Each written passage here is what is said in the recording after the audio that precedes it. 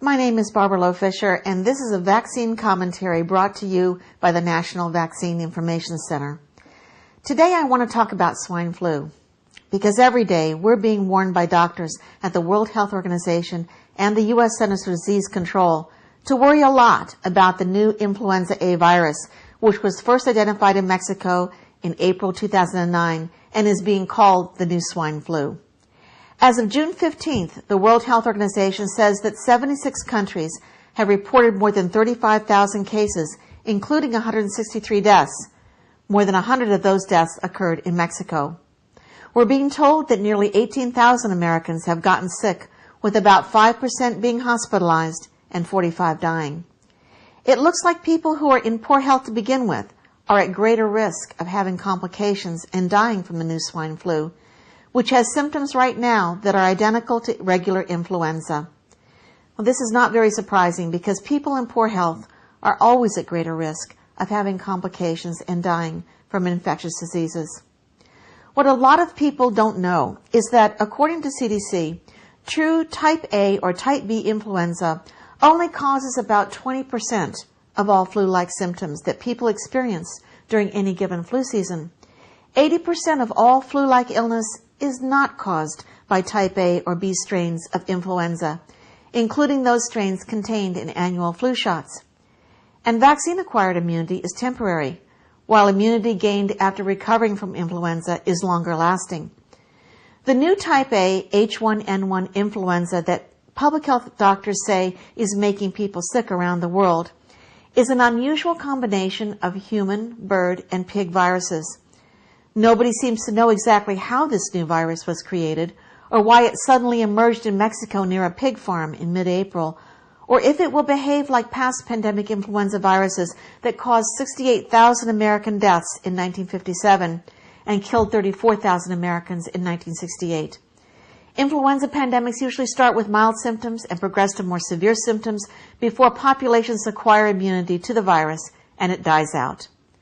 The good news about the new swine flu going around is that there are signs people born before 1957 may be naturally protected and at lower risk of being infected.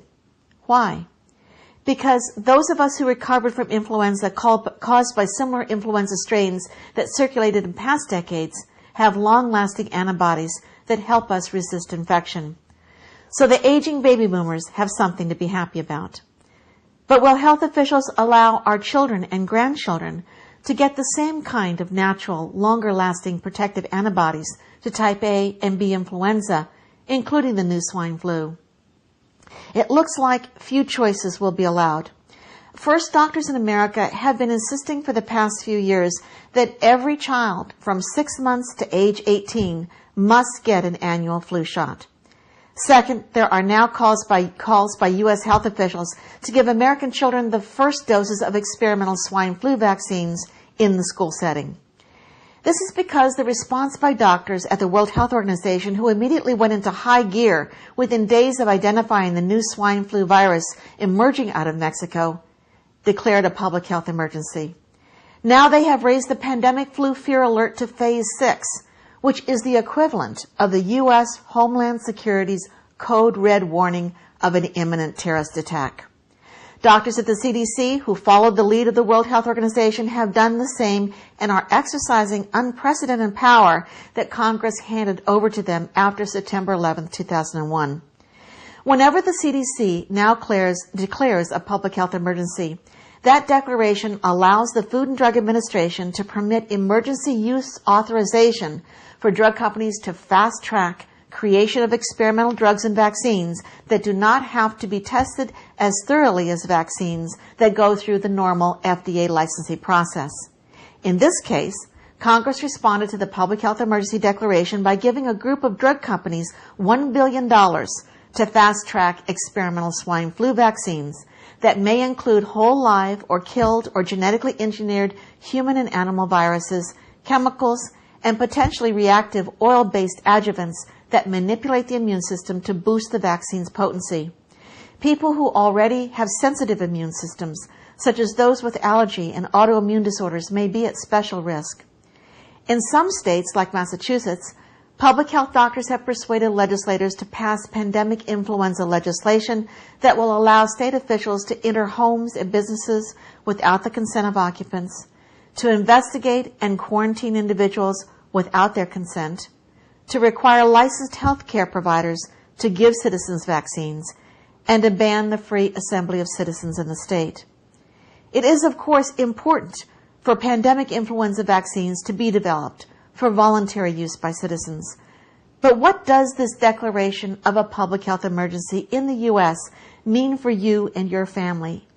It means that right now, you need to become educated about vaccination, influenza, vaccine risks, and the public health laws in your state. You need to find out what your rights and options are under new public health laws that may require you and your children to get vaccinated or be quarantined. Go to www.nvic.org and learn more. Register now to attend the 4th International Public Conference on Vaccination, October 2 through 4 this fall in Washington, D.C., and help organize in your state to protect your right to make voluntary vaccination choices. Call and write the state legislators you elected to make public health laws that govern you and your family. Make your voice heard. As Department of Homeland Security officials are declaring that any disease outbreak is a matter of Homeland Security.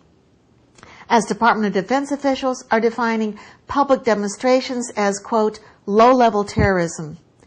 As plans are being made to designate selected U.S. airports as quarantine centers through which all airplanes would be rerouted for passenger health inspection, and as fast-tracked experimental pandemic flu vaccines are being created to be given first to American children in schools, it is time for all of us, whether we are public health doctors addressing what we believe to be a true public health emergency, or whether we are ordinary citizens simply trying to protect our health and the health of our children. It is up to all of us to act in rational and responsible ways.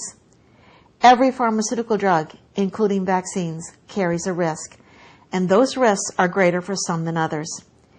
In this time of fear, we can't let that fear take away our freedom to make voluntary health decisions. The human right to informed consent to medical risk-taking gives citizens the power to make sure that the cure is not more dangerous than the disease. Thank you.